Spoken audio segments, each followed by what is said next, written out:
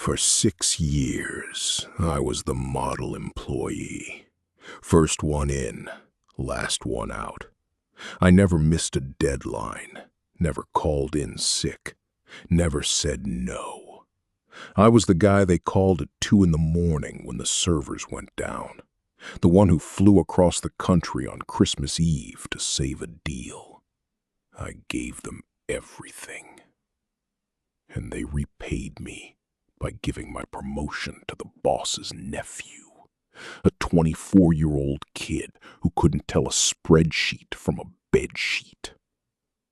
I sat in my cubicle and watched through the glass as they shook hands and popped champagne.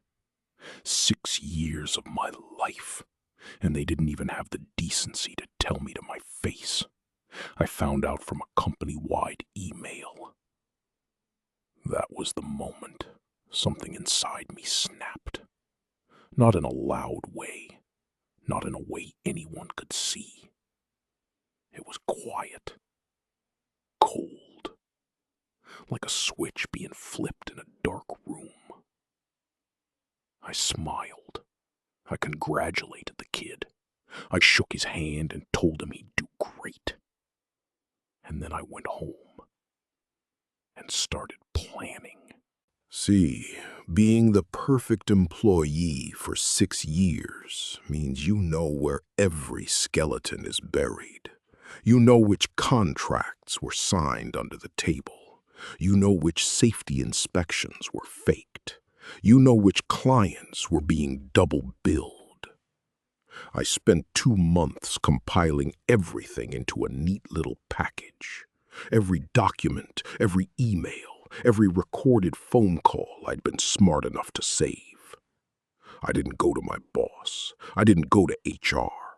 I went straight to the board of directors.